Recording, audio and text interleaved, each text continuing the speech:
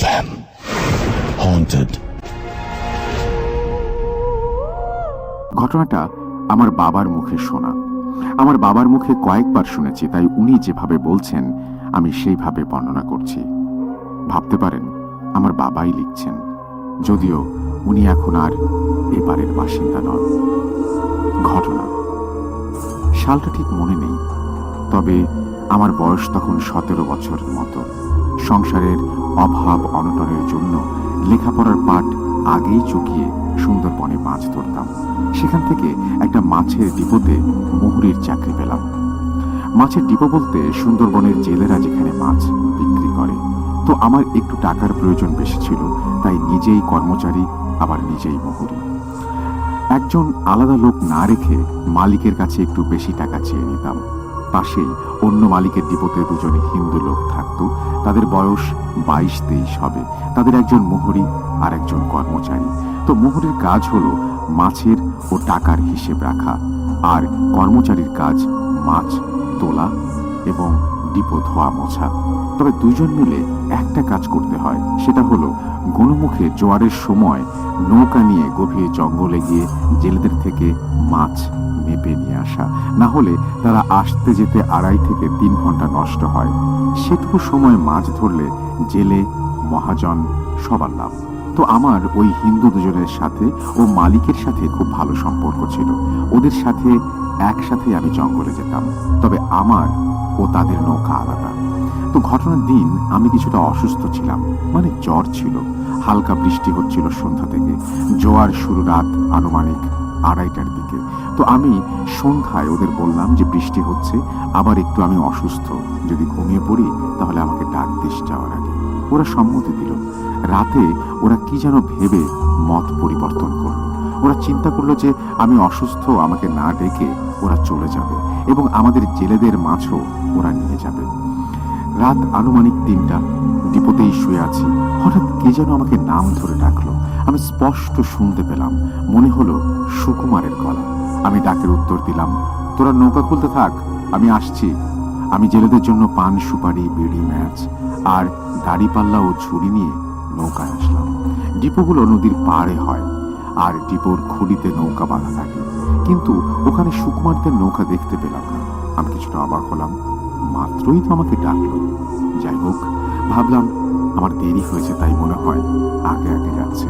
যদিও আমি মোটেই দেরি করিনি। বিসমিল্লাহ বলে নৌকা ছাড়লাম। ওরা দুজন নৌকা বাইছে আর আমি একা। স্বভাবতই আমার পেছনে থাকার কথা, আমি সেটা মনে করে নৌকা বাইছি। বড় নদী রেখে একটা ছোট খালে এসে পড়লাম। এই খালটা বেশ দূরের এবং আঁকা বাঁকা, কয়েকটা ছোট শাখাও আছে। নিয়মিত যাতায়াত না করলে যে কেউ পথ ভুল করে। হালকা বৃষ্টি হচ্ছে। খালের এপারে গাছের ডালপালা ও ওপারের গাছপালা সাথে মিশে আছে। ঘুটঘুটে অন্ধকার। তবে আমার নৌকার ছোঁয়ের মধ্যে একটা বড় ল্যাম্প আছে, যেটা টিনের কৌটায় সলতে দিয়ে বানানো এবং কেরোসিনের দ্বারা চলে। আমি যেহেতু সুন্দরবনে আগে মাছ ধরতাম, তাই অতটা ভয় নেই। স্বভাবতই আমি সাহসী, কিন্তু আজকে খালের ভেতর ঢোকার সাথে সাথেই যেন আমার হৃদয়ের মধ্যে কেমন একটা অস্থিরতা। এমনিতে আমি অসুস্থ, তার উপর বৃষ্টি, আর এই ভয়ঙ্কর জঙ্গলের পথে আমি একা।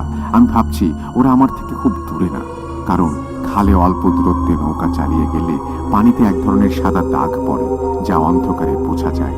তো আমি সেই সাহসে নৌকা বাইছি। এবার আমার যেন ভয় করছে খুব।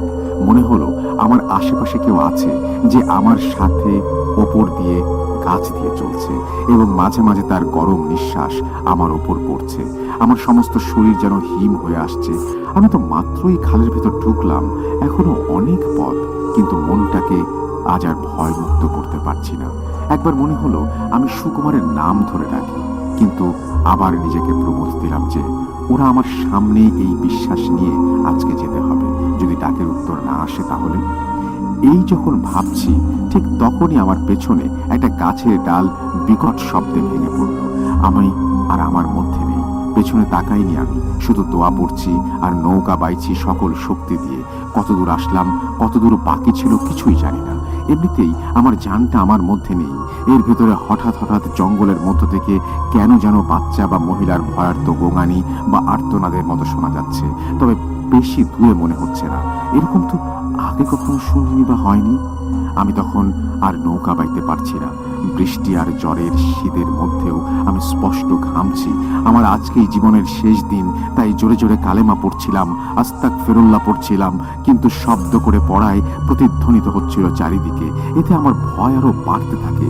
হঠাৎ সামনে থেকে একটা বাতাস এসে আমার আলোটা নিভিয়ে দেয়। আমি চোখে আর কিছু দেখতে পাচ্ছিলাম না। দ্রুত ছোঁয়ের মধ্যে গিয়ে ম্যাচটা নিয়ে ল্যাম্পটা জ্বালালাম, আবার বাইতে থাকলাম আর আল্লাহ আল্লাহ বলে জিকির করতে থাকলাম। কিছুক্ষণ পর অনেক দূর থেকে একবার বাঘের হুঙ্কার শুনলাম।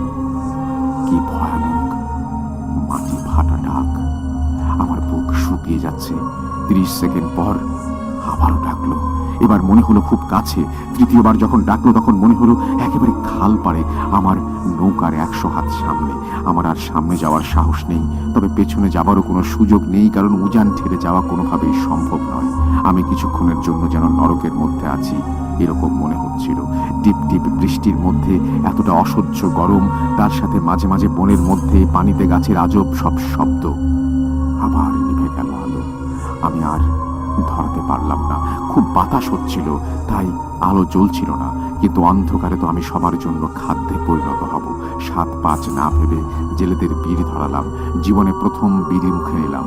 না, ধূমপানের জন্য নয়, জীবন বাঁচাতে একটু আলো জ্বালিয়ে রাখার তাগিদে। এভাবে একসময় মরতে মরতে নিজেই সাহস নিলাম। যাই হয়ে যাক হোক, আমার আশেপাশে কেউ নেই, আমাকে আমার জন্য লড়তে হবে। সাহস নিয়ে সব উপেক্ষা করে নৌকা চালাতে থাকলাম। এতক্ষণে চলে আসার কথা ছোট খাল থেকে বের হয়ে আরেকটা বড় নদী। তখন ভয়টা কিছুটা কম, কারণ সেখানে মাঝে মাঝে নৌকা দেখা যায়। সেই রাত, সেই খাল আর শেষ হতে চায় না। একটা সময় দূর থেকে বড় নদীর দেখা পেলাম, তবে ওটুকু যেন যেতে আমি পারছি না। মনে হলো যেন আমাকে কেউ তুলে নিল, পেছন থেকে কিছুতে টেনে নিল। মহান আল্লাহর রহমতে একসময় আমি নদীতে আসলাম। এবার আর ভয় নেই, তবে গায়ে শক্তি পাচ্ছি না। আর এতক্ষণে কতক্ষণ হয়েছে জানি না। দেখি ভোরের আলো। আমি এবারের মতো বেঁচে গেলাম। কিন্তু তারপর যা হলো সেটার জন্য আমি জীবনে আর জঙ্গলে যাইনি। ভোরের আলো পেরিয়ে মোটামুটি ফর্সা হয়ে গেছে চারিদিক। বহুদূর পর্যন্ত স্পষ্ট দেখা যাচ্ছে। 2টা জেলে নৌকা দেখতে পেলাম। একজন মুরব্বী সাদা দাড়ি আর 2টা ছেলে। মুরব্বী পরিষ্কার, কিন্তু ছেলে 2টো কালো। মুরব্বী এক নৌকায় পা পানিতে ঝুলিয়ে বসে তসবিহ গুনছে, আর ছেলেটা রান্না করছে। মুরব্বী আমাকে ইশারায় ডাকলেন। আমিও গেলাম, কারণ আমার পানির পিপাসা ছিল। আর এতক্ষণ পর মানুষ দেখলাম। আমি নৌকার পাশে নৌকা রাখতেই মুরব্বী বলল, আব্বা, তুমি তো মেলা ভয় পেয়েছো। আমি অবাক হইনি। মুরব্বীকে দেখে আধ্যাত্মিক মনে হয়নি, এই জন্য উনি আমার হাত ধরে কি যেন পড়ে অনেকক্ষণ পর একটা ফু দিলেন। আমার শরীর থেকে কি যেন বের হয়ে গেল। আমি একদম ফ্রেশ হয়ে গেলাম। অবাক ব্যাপার, আমার গায়ে জ্বরও নেই। আমি পানি খেয়ে মুরব্বীকে ভেঙে বললাম সব। উনি বললেন, তোর মায়ের দুধের জোর অনেক বেশি, তাই তুই বেঁচে গেছিস। তুই যা, তোর জেলেদের থেকে মাছ নিয়ে আয়, আর যাওয়ার সময় আমার মাছগুলো দিয়ে যাস। আমি চলে আসলাম। এসে দেখি আমার জেলেদের মাছ সুকুমার মেপে নিচ্ছে। আমাকে দেখে ওরা সবাই ভূত দেখার মতো চমকে উঠল। ওরা ভেবেছিল আমি একা একা আসতে পারবো না, তাই আমার জেলেদের বলেছে ও আজকে আসবে না, মাছ আমাদের দিতে বলেছে। আমাকে দেখে ওরা লজ্জা পেল। সব শুনে আমার জেলেরা এক প্রকার ওদের মারতে উপক্রম হলো। এমনকি ওদের জেলেরাও ওদের ওপর রেগে গেলেন। যাই হোক, আমি মাছ নিয়ে মুরব্বীর ওখানে আসলাম। মুরব্বী সকালে আমাকে খেতে বলল। আমিও মাছের তরকারি দিয়ে খেলাম। কি স্বাদ! কিন্তু অবাক ব্যাপার হলো, ওনার ছেলে 2টা এতক্ষণে একটা কথাও বলেনি। চুপচাপ, বোবা বললেও ভুল হবে না। তারপর মুরব্বী মাছগুলো মেপে নিয়ে আমার ডিপোর ঠিকানা বলে দিলে আমি বিদায় নিলাম। এবং আসার সময় সেই পথ দিয়ে আসছিলাম, আর রাতের স্মৃতি রোমন্থন করতে করতে শিউরে উঠছিলাম। ডিপোতে এসে সব শুনে মহাজন আমাকে 1 সপ্তাহের ছুটি দিলেন বিশ্রামের জন্য। আর এমনিতেই আমি আজকে ডাবল মাছ এনেছি। আমাদের জেলেরা যে পরিমাণ মাছ পেয়েছে, মুরব্বী একাই অতটা পেয়েছে। 6 দিন পর ডিপোতে গেলাম। যাওয়ার পর মহাজন আমাকে বলল, চাচা, তোর জন্য একটা চিঠি, একটা লুঙ্গি আর মাছের সব টাকা রেখে গেছে। আমি চিঠি পড়ে অবাক হয়ে গেলাম। উনি আমাকে একটা লুঙ্গি দিয়েছেন, সাথে 6000 টাকা মাছের টাকা দিয়ে গেছেন, আর লিখেছেন, এই টাকা দিয়ে কিছু একটা করো, আর জঙ্গলে ছিল না। এরপর হয়তো ফিরবে না তুমি। আর আমার বাড়িতে এসো, পেঁচানো হাতে লেখা, সাথে বাড়ির ঠিকানা, খুলনার রূপসা থানার একটা জায়গার ঠিকানা দেয়া আছে, সাথে মুরব্বীর নাম। আমি সবকিছু যত্ন করে নিয়ে এলাম। সেখান থেকে 15-16 দিন পর মুরব্বীর দেয়া ঠিকানায় যাই। কিছু মিষ্টি নিয়ে আমি ঠিক বিকেলের দিকে ওনার বাসায় যাই। ডাকাডাকির পর একজন মহিলা গেট খুললেন। দেখেই মনে হলো সম্ভ্রান্ত ও ইসলামিক ফ্যামিলি। আমি কার কাছে এসেছি জানতে চাইলে আমি মুরব্বীর নাম বললাম। উনি কিছুটা অবাক হলেন এবং আমাকে ভেতরে আসতে বললেন। আমিও গেলাম। বললেন, কি জন্য এসেছো বাবা, বলো। আমি সব বিস্তারিত বলার পর উনি হু হু করে কেঁদে উঠলেন। আমি বুঝতে পারছিলাম না। পরে উনি উঠে গিয়ে একটা ছবির অ্যালবাম নিয়ে এসে বললেন, দেখো তো বাবা, ওনার সাথে দেখা হয়েছিল কিনা। আমি বললাম, হ্যাঁ। তারপর যা শুনলাম তার জন্য লিসেনারদের মতো আমিও প্রস্তুত ছিলাম না। এই চাচা হজ করে এসেছিলেন, একজন হাজি। ওনার 2টা ছেলে ছিল। তাদের নিয়ে প্রায় জঙ্গলে শখের বসে বড়শি বাইতে যেতেন। ছেলেরাও আর যেতে চেত না। যেবার হজ করে আসতেন সেইবারের কথা তিনি কথা দিলেন যে এইবারই শেষ, আর তিনি যাবেন না। কিন্তু ওই শেষ যাওয়া ছিল, আর ফিরে আসেননি। প্রায় 21 বছর হয়ে গেছে। ওনার স্ত্রীও মারা গেছেন, স্বামীও 2 ছেলের শোকে। যিনি বর্ণনা করছিলেন উনি মুরব্বীর ছোট মেয়ে, আর 2টা মেয়ে আছে ওনার বড়। লোকমুখে শুনেছেন তাদের বাঘে খেয়ে ফেলেছিল, কিন্তু লাশ পায়নি। আর ওনাদের দেখে ওনার ঠিকানায় আসা আমি প্রথম ব্যক্তি না। সুন্দরবনের নানা প্রান্ত থেকে আগেও 8 থেকে 10 জন এভাবে এসেছেন। কথাগুলো শুনে আমি মিষ্টিটা রেখে খুব আস্তে আস্তে পা ফেলে বাড়িটা থেকে বের হয়ে চলে এলাম। এরপর থেকে আমি জীবনে জঙ্গলে যাইনি। তো এই ছিল ঘটনা। ভালো লাগলে পড়ে শোনাবেন। যদি কেউ প্রমাণ করতে চান তাদের জন্য রাসেল ভাইকে ঠিকানা ও নাম দিলাম। এরকম আরো 2 জন আমার জানা আছে যারা ওই মুরব্বীকে দেখেছে। দয়া করে প্রয়োজন না হলে নিচের তথ্য প্রকাশ করবেন না, এই বলে তিনি তার ঠিকানা শেয়ার করেছেন। ঘটনার সাক্ষীকে সেটা তিনি জানিয়েছেন এবং তার ফোন নাম্বার শেয়ার করেছেন। আমরা চলে যাবো একটা ইমেইলে, এবং সেই ইমেইলটা আমি জানি না কতটা ভয় লাগবে আপনার কাছে, বেশ অদ্ভুত আছে, আমি জানি না, বাট আমার কাছে খুব অদ্ভুত লেগেছে বলে আমি সেই ইমেলটা সিলেক্ট করেছি এবং আশা করছি যে আপনাদের ভালো লাগবে। যেভাবে লেখা আছে আমি সেভাবেই পড়ছি। ইমেলটিতে লিখেছেন, আসসালামু আলাইকুম রাসেল ভাই, আমার নাম শাহিদ। আমি চট্টগ্রাম থাকার কারণে স্টুডিওতে এসে আমার ঘটনা শেয়ার করা সম্ভব না, তাই মেইল করলাম। আমি ভূত এফএমের একজন নিয়মিত ভক্ত। আমি সবসময় ডাউনলোড করে ভূত এফএম শুনি। আমি জানি আপনি সবসময় ভালোর দলে, তাই কথা না বাড়িয়ে ঘটনা চাই। আমি আজকে যে ঘটনাটি শেয়ার করব সেটা 2008 সালের। আমি চট্টগ্রামে থাকি, কিন্তু আমার বাণিজ্যের কারণে আমাকে প্রায় ঢাকা যেতে হয়। বলে রাখা ভালো, আমি একজন নাইট লাভার। রাত জেগে গাড়ি চালিয়ে লং ড্রাইভে যাওয়া ছিল আমার হবি, খুব এনজয় করতাম। একদিন ব্যবসার কাজে ঢাকা যাওয়ার সময় আমি ঢাকা চট্টগ্রাম হাইওয়েতে গাড়িতে রওনা হলাম। সময় ছিল রাত 12টা। যেহেতু আমি প্রায় গাড়ি নিয়ে ঢাকা যাওয়া আসা করি, তাই হাইওয়ে আমার কাছে মুখস্থ ছিল বলতে পারেন। আমি গাড়ি চালিয়ে দাউদকান্দি টোল রোড যখন পৌঁছাই তখন সময় রাত 3টা হবে। টোল দিয়ে দ্বিতীয় সেকেন্ড ওয়ে বা লেন শুরু হলো। গাড়িতে আছি এবং গাড়িতে এসি অন ছিল, তাই আমার একটু তন্দ্রা ভাব আসছিল।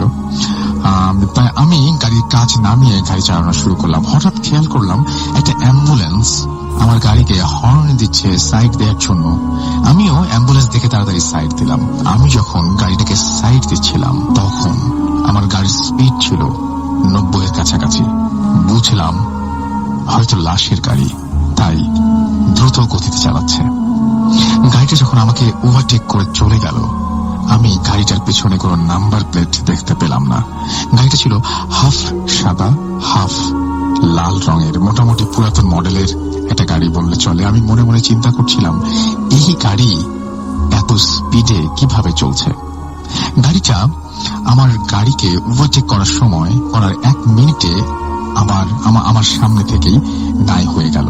আমি ভাবলাম স্পিডে চালাচ্ছে বলেই হয়তো আগে চলে গেছে, কিন্তু এটা চিন্তা করতে না করতেই অ্যাম্বুলেন্সের ঠিক বিপরীত দিক থেকে আমার গাড়ির দিকে দ্রুত এগিয়ে আসতে লাগলো। আমি মারাত্মক ভ্যাবা চাকা খেয়ে গাড়িটা কিভাবে বাম সাইডে নিলাম, কিভাবে ব্রেক করে গাড়িটা দাঁড় করালাম আমি বলতে পারবো না। খালি বুঝলাম গাড়িটা খুব স্পিডের ফুল ওয়েতে উল্টো আবার কুমিল্লার দিকে চলে গেল। আমি মাথায় আনতে পারছিলাম না যে দুটো ওয়ে থাকতে গাড়িটা এইভাবে ভুল ওয়েতে কেন এত জোরে চালিয়ে গেল। আমি এই কথাটার মিনিং বুঝিনি।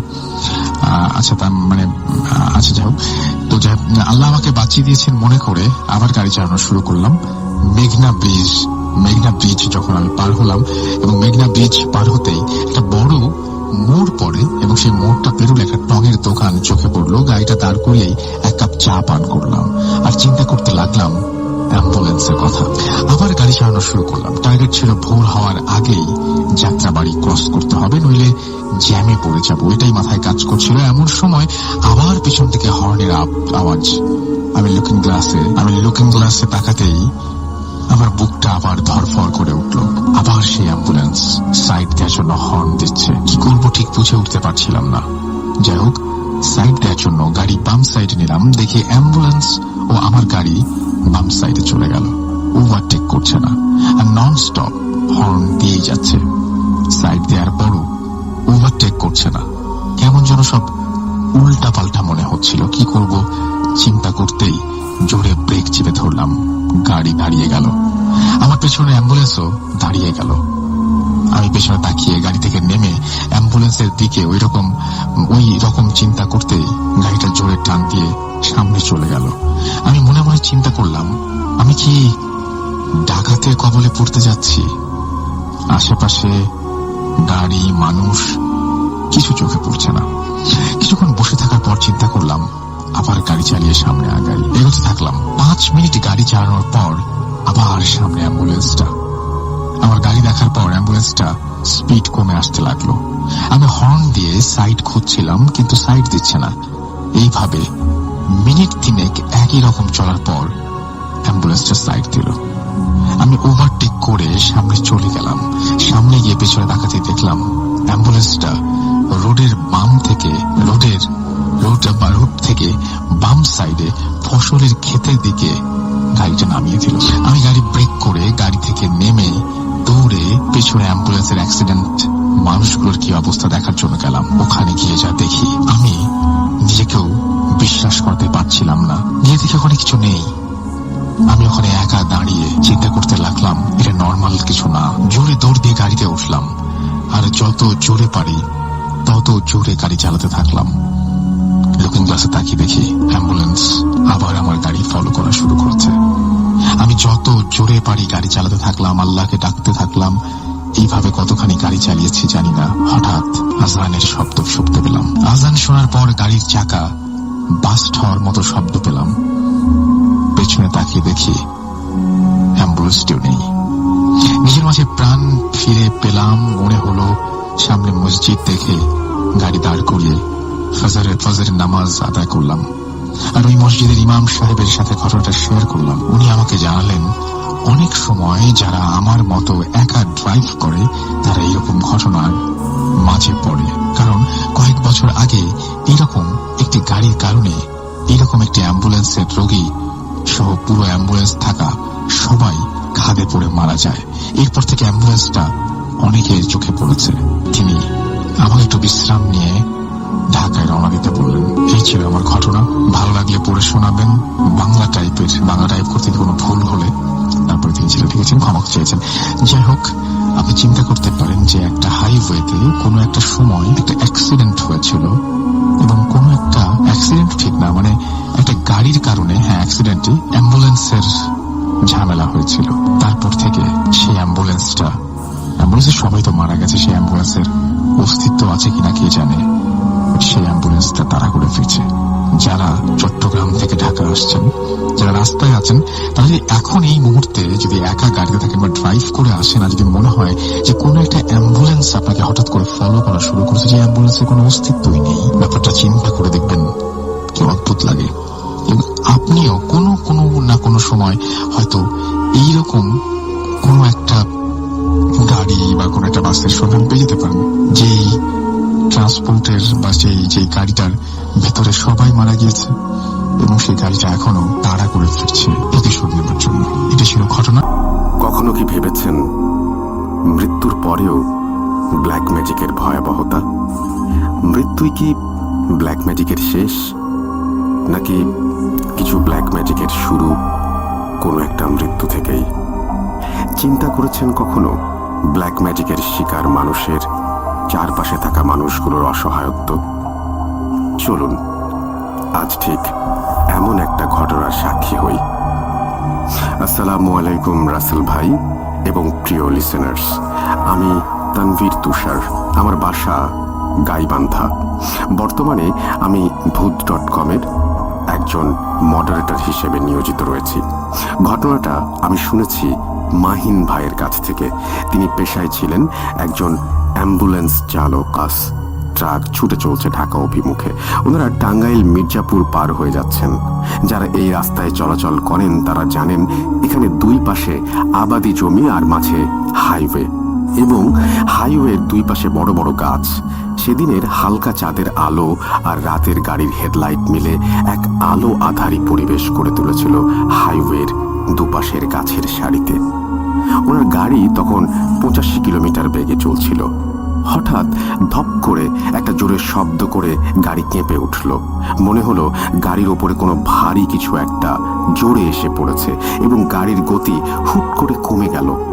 অবাক ব্যাপার হচ্ছে, মিটারে 80-র ওপরে গতি দেখাচ্ছে, কিন্তু মনে হচ্ছে গাড়ির গতি 30-এর ওপরে হবে না। সব নীরবতা ভেঙে সবাই যেন চমকে উঠল এক মুহূর্তে। পেছন থেকে একজন বলে উঠল, ভাই কি হলো গাড়িতে? কি পড়লো ওপর থেকে? মাহিন ভাই বলল, মনে হয় শুকনো ডাল ভেঙে পড়েছে। মাহিন ভাইয়ের পাশে বসে থাকা ওনার সহযোগী বলল, মাহিন ভাই এটা ডাল মনে হলো না, শব্দ শুনে মনে হলো 20-30 কেজি ওজনের বালির বস্তার মতো কিছু পড়েছে। মাহিন ভাই গাড়িতে সিগন্যাল দিয়ে রাস্তার পাশে দাঁড় করালেন গাড়ি। কি হলো এটা দেখার জন্য উনি আর ওনার সহযোগী গাড়ি থেকে নামলেন। নামার সময় মাহিন ভাই হাতে অ্যাম্বুলেন্সের মেঝে পরিষ্কার করার জন্য যে ঝাড়ু থাকে সেটা নিয়ে নামলেন। তিনি ঝাড়ু দিয়ে গাড়ির ওপরে এপাশ ওপাশ নাড়ালেন। ঠিক তখনই তার ঝাড়ুর সাথে প্রচন্ড জোরে একটা ভারী কিছুর ধাক্কা লাগলো। এরপরেই যেন সবকিছুই উধাও, আর কিছু নেই গাড়ির ওপরে। এমনকি একটু আগে গাড়ির ওপরে এত ভারী একটা কিছু পড়েছে যে তার চিহ্ন পর্যন্ত নেই। কারণ এত জোরে ডাল ভেঙে পড়লে ওপরে দাগ হয়ে যাওয়ার কথা, বা ডালটাই গেল কই? আর ঝাড়ুর সাথে যেটা ধাক্কা খেলো সেটাই বা কি তাহলে? ওনাদের দুজনের কাছে ব্যাপারটি ঠিক ভালো লাগলো না। অবাক হয়ে গাড়িতে বসে আবার গাড়ি চালাতে শুরু করলেন। পেছনে থাকা একজন বলে উঠলেন, ভাই কি পড়েছিল গাড়িতে? মাহিন ভাই বলল, নেমে তো কিছুই দেখতে পেলাম না, মনে হলো ওখানে কিছু নেই। আবার গাড়ির গতি এবং সবকিছু ঠিক, মনে হচ্ছে যেন একটু আগে ঠিক কিছুই ঘটেনি। স্বাভাবিকভাবেই গাড়ি চালাতে থাকেন মাহিন ভাই। প্রায় 10 মিনিট গাড়ি চালানোর পরে হঠাৎ তার সহযোগী আস্তে করে মাহিন ভাইকে বাম পাশের লুকিং গ্লাসে তাকাতে বলেন। মাহিন ভাই লুকিং গ্লাসের দিকে তাকিয়ে অবাক হয়ে যান। একটা বিশাল দেহি কালো কুকুর রাস্তার পাশের সেই গাছের সারির পাশ দিয়ে গাড়ির পেছনে এক টানা ছুটে চলেছে। পেছনের গাড়ির হেডলাইটের আলো আর অপর পাশ থেকে আসা হেডলাইটের আলোতে আবছা যতটুকু দেখা যাচ্ছে কুকুরটাকে, মাহিন ভাইয়ের মনে হলো এমন কোনো কুকুরের অস্তিত্ব বাস্তব জগৎ থাকতে পারে না। বিশাল দেহ, চোখগুলো আগুনের মতো জ্বলজ্বল করছে, যেন চোখের ভাষা বলে দিচ্ছে এই রাগের অন্য মাত্রা, যেন সামনে পেলে এক মুহূর্তে ছিঁড়ে ফেলবে তাদের। আসলে কুকুর তাদের ফলো করছে কিনা এটা দেখার জন্য মাহিন ভাই গাড়ির গতি কমিয়ে দেন। দেখেন কুকুরও তার দৌড়ের গতি কমিয়ে দিয়েছে। গাড়ির গতি বাড়িয়ে দেন, দেখেন কুকুরও গাড়ির সাথে দৌড়ে তার গতি বাড়িয়ে দিয়েছে। মাহিন ভাই আরো লক্ষ্য করেন কুকুরের গায়ে সরাসরি হেডলাইটের আলো পড়ছে না। মনে হয় কুকুরের দেহ ঘিরে তার চারপাশে একটা ঘন কালো অন্ধকার জমাট বেঁধে আছে। প্রায় 5 কিলোমিটার এভাবে আসার পর দেখেন কুকুরটা নেই, কিন্তু শুরু হয় আর এক অদ্ভুত সমস্যা। মনে হলো গাড়ির ওপরে কিছু একটা বারবার আঁচড় কেটে চলেছে। ভেতরে সবাই তখন ভয়ে অনেকটা জড়সড় অবস্থা। পেছনের একজন হাত দিয়ে গাড়ির ছাদের ভেতর থেকে 2 বার জোরে থাপ্পড় দেন। ওপরের আঁচড়ের শব্দ থেমে যায়। আবার কিছু পরেই সেই শব্দ শুরু হয়। মাহিন ভাই নিজেও প্রচন্ড ভয় পেয়ে যান। গাড়ি থেকে নামার সাহস পর্যন্ত তার নেই এখন। এত বছরের কর্মজীবনে এই প্রথম তার এত ভয় কাজ করছে। হঠাৎ একটু পরে শব্দ থেমে যায়। তারপরে শুরু হয় সবচেয়ে ভয়ঙ্কর বিষয়। এবার লাশের কফিনের ভেতর থেকে আসতে থাকে সেই আঁচড়ের শব্দ। এবার যেন ভয় পেয়ে বসে সবার মাঝে প্রবল বেগে। তারা ভয়ে অবাক হয়ে একে অপরের দিকে তাকিয়ে আছে, যেন কি হচ্ছে এই বিষয়ে কথা বলার শক্তি বা সাহস কোনোটাই তাদের নেই। পেছন থেকে একজন মাহিন ভাইকে বলল, ভাই গাড়ি থামান, কফিনের ভেতরে শব্দ আরো বেশি হচ্ছে, এখানে থাকা যাচ্ছে না আর।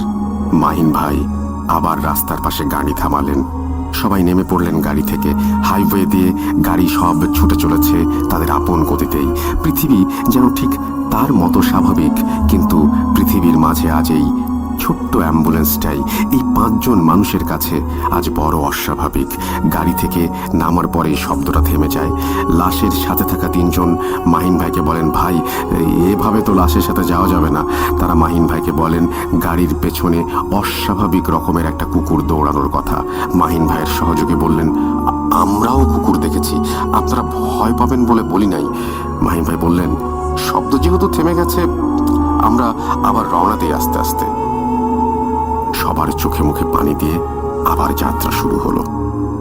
কিছু সময় আর কোনো সমস্যা নেই, স্বাভাবিকভাবেই সবকিছু চলছে। এরপরে যখন তারা যমুনা সেতুতে ওঠে তখন আবার সেই শব্দটা শুরু হয়। এবার যেন শব্দটা হচ্ছে কেউ ভেতর থেকে কফিনের ঢাকনা খুলে ফেলতে চাচ্ছে। পেছন থেকে একজন জোর গলায় দোয়া পড়া শুরু করে দিয়েছে, কিন্তু কিছুতেই কিছু থামছে না। সবার মনে হচ্ছে আজ রাতে এই গাড়ির মাঝে কোনো এক প্রলয় আসতে চলেছে। ভয়ে ভয়ে একজন বলে উঠল, ভাই গাড়ি থামান। বলতে বলতেই একটা মাংস পচা গন্ধে ভরে উঠল সারা অ্যাম্বুলেন্স। গন্ধটা এত তীব্র যে নিঃশ্বাস যেন বন্ধ হয়ে আসছে সবার। মাহিন ভাই তখন একটা ঘোরের মাঝে ব্রিজ থেকে নেমে একটা বাজারের মতো জায়গায় এসে গাড়ি রাস্তার পাশে থামিয়ে দেন। তিনি শুধু বুঝতে পারেন কেউ তাকে টেনে বের করার চেষ্টা করছে গাড়ি থেকে। তিনি এক লাফে গাড়ি থেকে বের হয়ে মাটিতে শুয়ে পড়েন। ততক্ষণে বাজারে থাকা কিছু দোকানি আর ট্রাক ড্রাইভার তাদের দিকে ছুটে আসেন, তাদের দোকানে নিয়ে যায় আর পুরো ঘটনা শোনেন। এরপরে তারা বলেন, যেহেতু প্রায় ভোর হতে চলেছে আপনারা এখানে অপেক্ষা করেন, ফজরের আজান দিলে এরপরে রওনা দেবেন। তারা দোকানে বসে সবাই একটু স্বাভাবিক হওয়ার চেষ্টা করে। এর কিছু সময় পরে দূর থেকে একটা আজানের ক্ষীণ সুর ভেসে আসে। তারা অ্যাম্বুলেন্স চালাবেন না। তিনি অ্যাম্বুলেন্স চালানো ছেড়ে দেন ঠিকই, কিন্তু ঘটনাগুলো তাকে ছেড়ে দিল না। 5 দিন পর তিনি খেয়াল করেন তার ঘরের জানলার ওপাশে কেউ দাঁড়িয়ে আছে। চাঁদের আলোয় পর্দার পেছনে একটা ছায়া মূর্তির অস্তিত্ব দেখতে পান তিনি। মনে হচ্ছে একভাবে দাঁড়িয়ে আছে, একটুও নড়ছে না। পাশে ঘুমিয়ে থাকা তার স্ত্রীকে ডাক দেন, কিন্তু তিনি কোনো সাড়া দিচ্ছেন না। এক প্রকার কৌতূহল নিয়েই তিনি জানালার কাছে যান। তখনও স্পষ্ট ছায়া মূর্তিটা ঠিক একইভাবে দাঁড়িয়ে। তিনি সাহস করে জানালার পর্দাটা সরাতেই তার চোখের সামনে থেকে যেন ছায়া মূর্তিটা হাওয়ায় মিলিয়ে গেল। ভয়ে জানালা ছেড়ে এক লাফে সরে আসলেন তিনি। তার স্ত্রী তখন শব্দে ঘুম থেকে জেগে উঠে বললেন, কি হয়েছে? তিনি কিছু বলেন না, যদি পরিবারের লোকজন ভয় পায়। পরদিন থেকে তিনি জানালা বন্ধ করে দেন ঘুমানোর সময়। কিন্তু সমস্যা আরেকটা দেখা দেয় তখন। ছায়া মূর্তিটা তখন তিনি তার রুমের মাঝে দেখতে পান। মনে হয় এক দৃষ্টিতে তার দিকে তাকিয়ে আছে। তিনি চিৎকার করে ওঠেন, সাথে সাথে সবাই চলে আসে। পাশে থেকে তার স্ত্রী উঠে বসে, কিন্তু রুমে কেউ কিছু দেখতে পান না। সব কিছু স্বাভাবিক। এভাবে চলতে থাকে বেশ কিছুদিন। মাহিন ভাই দিন দিন অসুস্থ হতে থাকেন। এক পর্যায়ে তার বাড়ির লোকজন এক হুজুর নিয়ে আসেন। হুজুর এসে তাকে পানি পড়া দিয়ে যান। এরপরে 1 মাস সবকিছু ঠিকঠাক, কিন্তু হঠাৎ একদিন তার স্ত্রী ঘুমের মাঝে চিৎকার করে ওঠেন। মাহিন ভাই ওনাকে শান্ত করে বলেন, কি হয়েছে? মাহিন ভাইয়ের স্ত্রী তখন তাকে বলেন, আমার ঘুম ভেঙে গেছে, পাশ ফিরেছে, আর তখন হঠাৎ দেখি একটা ছায়া মূর্তি ঠিক যেন মনে হলো আমার দিকে তাকিয়ে আছে। এরপর থেকে পরিবারের সবাই মিলে ছায়া মূর্তিটা দেখা শুরু করলো। সাথে কিছু অদ্ভুত ঘটনা শুরু হয়ে গেল তাদের সাথে। বাড়ির পাশে থেকে মাঝরাতে কোনো মেয়েলি কণ্ঠে কান্নার শব্দ ভেসে আসে প্রায় দিন। এমন করুণ সে কান্নার সুর, শুনলে মনে হয় যেন নিজেকে ভেতর থেকে একদম ভয়ে শূন্য করে দেয়। বাড়ির পাশে ফিসফিস করে কেউ কিছু বলছে এমন একটা কথা শুনতে শুরু করে সবাই। বাড়ির কোনো দরকারি জিনিস এক জায়গায় রাখলে তার খুঁজে পাওয়া যায় না। কিছুদিন পরে ভোরে উঠান থেকে সেই জিনিসগুলো একদম অক্ষত অবস্থায় পাওয়া যায়। আবার সেই হুজুরকে ডেকে আনা হয়। তিনি বলেন, এটা আমি ঠিক করতে পারবো না। তাদের এক মাদ্রাসার ঠিকানা দেন। ওখানে এক বড় হুজুরের কথা বলেন, তিনি এটার সমাধান করতে পারবেন। আপনারা কালকেই তার সাথে কথা বলেন, দেখা করেন। খুব বেশি দেরি করে ফেললে বড় বিপদ হতে পারে। আর রাতের বেলা বাড়ির পাশে যা কিছু হোক, কেউ ঘর থেকে বের হবেন না। কিন্তু ঠিক সেই রাতেই ঘটে আরেক রোমহর্ষক ঘটনা। রাতের খাবার খেয়ে তারা সবাই যথারীতি যে যার রুমে যে ঘুমিয়ে পড়েন। হঠাৎ একটা তীব্র মাংস পচা গন্ধে মাহিন ভাইয়ের ঘুম ভেঙে যায়। তিনি পাশে থাকা তার স্ত্রীকে ডেকে তোলেন। তার স্ত্রী উঠে খেয়াল করেন পুরো রুম একদম গন্ধে ভরে গেছে, যেন নিঃশ্বাস আটকে মারা যাওয়ার অবস্থা। মাহিন ভাই উঠে জানালার কাছে যান, যে জানালাটা খুলে দিলে গন্ধ বের হয়ে যাবে, এটাই তিনি ভাবেন। ঠিক যখনই জানালাটা খুলেছেন, বাহির থেকে আসা হালকা আলোয় দুজনেই স্পষ্ট দেখতে পান রুমের ফ্যানের সাথে একটা পচা গলিত লাশের দেহ ঝুলে রয়েছে। আর সেই দেহ থেকে কিছু চামড়া আর মাংস যেন খসে খসে পড়ছে মেঝেতে।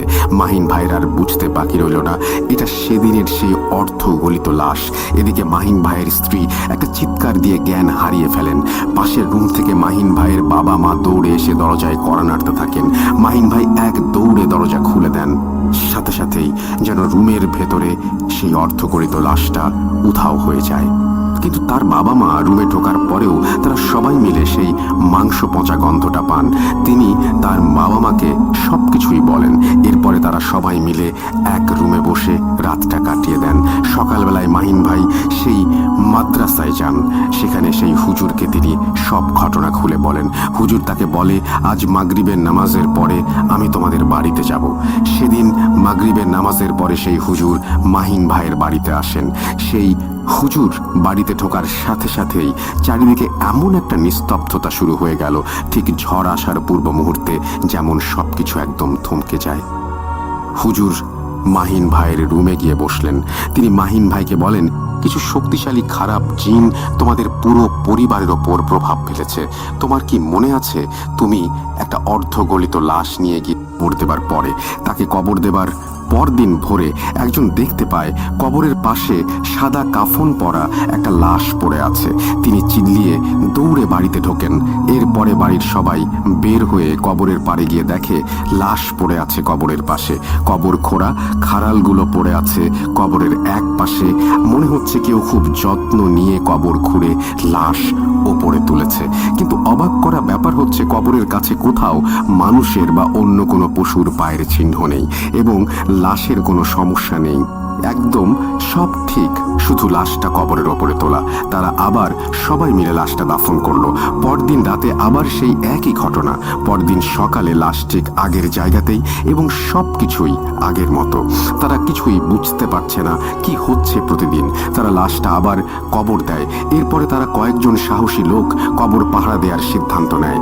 কথা অনুযায়ী সেদিন রাতে তারা গ্রামের 5 জন যুবক কবর থেকে কিছু দূরে উঠোনে দাঁড়িয়ে কবর পাহারা দেওয়া শুরু করে। সবকিছু ঠিকই চলছিল, স্বাভাবিক অন্য সব রাতের মতোই। তারাও মনে করে আজ রাতে হয়তো আর কিছুই হবে না। কয়েকজনের মাঝে ঘুমের ভাবও ধরে এসেছে। হঠাৎ একটা বিকট শব্দ হয় আর বাঁশঝাড় আলোকিত হয়ে যায়। সবাই এত ভয় পায় যে রাতের মতো দৌড় শুরু করে বাড়ির দিকে। পরদিন সকালে গিয়ে তারা দেখতে পায় লাশটা কয়েকটি বাঁশ এক জায়গায় করে তার উপর রাখা। দেখে মনে হচ্ছে কেউ যেন বাঁশ দিয়ে মাচার মতো আড়াআড়ি করে সুন্দর করে যত্ন নিয়ে লাশটি তার উপরে রেখে দিয়েছে। পরপর 3 দিন এই ঘটনার জন্য তারা অনেকটাই ভয় পেয়ে গেছে। কি করবে ভেবে না পেয়ে তারা মসজিদের ইমাম সাহেবকে খবর দেন। ইমাম সাহেব এসে একটা মিলাদের ব্যবস্থা করেন। এরপর আবার নতুন করে লাশটি জানাজা দেয়া হয়। এরপর আবার কবর দিয়ে দোয়া করে দেয়া হয়। তখন তখন থেকেই আর কোনো সমস্যা হয়নি। ঘটনাটি শুনতে শুনতে তখন প্রায় সন্ধ্যা। মাহিন ভাই সহ গ্রামের অনেকেই হুজুরকে বললেন এই ঘটনার রহস্য কি এটা বের করার জন্য। হুজুর বলেন, আমি সব বলবো, কিন্তু তার আগে কবর থেকে তোমাকে এক মুঠো মাটি আনতে হবে। ঠিক রাত 12:30 হুজুর, মাহিন ভাই সহ আরো অনেকেই তখনও উঠোনে বসে আছে। হুজুর মাহিন ভাইকে ডেকে বললেন, সময় হয়ে গেছে, আমরা এখানেই বসে আছি, তুমি নিয়ে আসো। তিনি মাহিন ভাইকে এক গ্লাস পানি পড়ে দিলেন, 3 ভাগের 2 ভাগ খেতে বললেন, আর 1 ভাগ মাহিন ভাইয়ের শরীরে ছিটিয়ে দিলেন। যাবার আগে মাহিন ভাইকে বললেন, তুমি মাটি নেবার সময় অনেক অস্বাভাবিক কিছু হয়তো দেখতে পাবে, কিন্তু ভয় পাবে না, তোমাকে তোমার কাজ করতেই হবে। আর মাটি নিয়ে আসার সময় পেছনে যাই ঘটুক একেবারে তাকাবে না। ভয়ে ভয়ে মাহিন ভাই তখন কবরের উদ্দেশ্যে রওনা দিল। তিনি যতই কবরের দিকে হাঁটছেন ততই মনে হচ্ছে তার শরীর ভারী হয়ে যাচ্ছে, পা যেন উঠতে চাচ্ছে না, মনে হচ্ছে কেউ পা মাটির দিকে টেনে রেখেছে। ভয়ে আস্তে আস্তে কবরের যখন অনেকটাই কাছে গেলেন, তখন চাঁদের আলোয় বাঁশঝাড়ের ভেতরে হালকা আলো আধারিতে কবরটা দেখে যেন ভয়ের একটা ঠান্ডা স্রোত বয়ে গেল শরীর বেয়ে। ঠিক তখনই প্রচন্ড একটা দমকা বাতাস এসে ধাক্কা দিয়ে মাটিতে ফেলে দিল। মাটিতে পড়া অবস্থায় দেখতে পেলেন কাল বৈশাখী ঝড়ের মতো আশেপাশের সব গাছগুলো যেন দুমড়ে মুচড়ে যাচ্ছে। বাঁশ ঝাড়ের বাঁশের মাথাগুলো যেন বাতাসের তোড়ে মাটি ছুঁয়ে যাচ্ছে বারবার। অনেক ভয়ে আর কষ্টেই উঠে দাঁড়ালেন তিনি। মনোবল শক্ত করে আবার হাঁটা দিলেন কবরের দিকে। এলোমেলো বাতাস যেন থামছেই না, মনে হচ্ছে সবকিছু ভেঙে আজ শেষ হয়ে যাবে। মাহিন ভাই ছোট একটা দৌড় দিয়ে কবরের পাশে বসলেন মাটি নেয়ার জন্য। চূড়ান্ত ভয়টা যে এখনো তার জন্য অপেক্ষা করছে এটা বুঝতে পারলেন কবরের দিকে তাকানোর সাথে সাথেই। এ কি, কবরের মাটি কই? মনে হচ্ছে কবরটা খোঁড়া, আর মাঝখানে কাফন করা সেই লাশটা, লাশের সেই মাংস খসে যাওয়া মুখটা বের হয়ে আছে। তিনি মাটির জন্য চারপাশে হাতড়াতে শুরু করলেন। হঠাৎ কবরের ভেতর থেকে কিছু একটা তার হাত চেপে ধরলো। মাহিন ভাই আল্লাহ বলে জোরে একটা চিৎকার দিলেন। সাথে সাথে তিনি দেখতে পেলেন কবরের ওপরে মাটি দেখতে পাচ্ছেন। তিনি এক মুঠো মাটি নিয়ে বাড়ির দিকে দৌড় দিলেন। পেছন থেকে ভেসে আসছে করুণ কান্নার আওয়াজ, যেটা তিনি তার বাড়ির পাশে শুনতেন। প্রচন্ড বাতাসের সাথে কান্নার আওয়াজ, আর তিনি দৌড়ে চলেছেন কবরের এক মুঠো মাটি হাতে। কোন দিকে দৌড়াচ্ছেন, কত সময় নিয়ে দৌড়াচ্ছেন তার কিছুই মনে নেই। দিক বিদিক শূন্য হয়ে দৌড় দিতে গিয়ে কিছু একটা সাথে হোঁচট খেয়ে পড়ে যান তিনি। আর কিছুই মনে নেই তার। চোখ খোলার পর তিনি দেখলেন উঠোনে শুয়ে আছেন পাশে হুজুর সহ গ্রামের অনেক মানুষ বসে। তখনও রাত।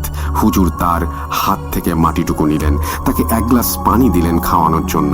মাহিন ভাই হুজুরের দিকে তাকিয়ে জিজ্ঞাসা করতেই হুজুর বললেন, তুমি এই উঠোনের কোণে এসেই একটা চিৎকার দিয়ে অজ্ঞান হয়ে পড়ে যাও, এরপরে তোমাকে আমরা এখানে নিয়ে আসি, এখন আর ভয় নেই। এরপরে হুজুর সেই মাটি একটা কাঁচের বয়মে রাখেন। তার সাথে পকেট থেকে লাল সুতো বের করে কয়েকটা তাবিজ রাখলেন, আর বয়মের মুখটা বন্ধ করে দিলেন। এরপরে লাল কাপড় দিয়ে পুরো বয়মটা ঢেকে ফেললেন। তারপর কয়েকজনকে সাথে নিয়ে কবরের পাশে গিয়ে ছোট একটা গর্ত করে মাটিতে পুঁতে দিলেন। তখন সবকিছুই স্বাভাবিক ছিল। এরপরে হুজুর সহ সবাই বাড়ির উঠোনে ফিরে আসলেন। বাড়ির উঠোনে এসে হুজুর সহ সবাই আবার বসে পড়লেন। এরপরে হুজুর বলতে শুরু করলেন, আসলে মূল ঘটনাটা হলো কিছু মানুষ ব্ল্যাক ম্যাজিক করার জন্য অবিবাহিত কোনো ছেলে বা মেয়ের যারা আত্মহত্যা করেছে তাদের লাশের মাথা নেয়। এটা 3 দিনের দিন বা 7 দিনের মাঝেই তাদের নিতে হয়।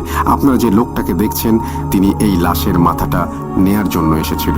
আপনারা তাকে না দেখলে তিনি লাশের মাথাটা কেটে নিয়ে যেতেন।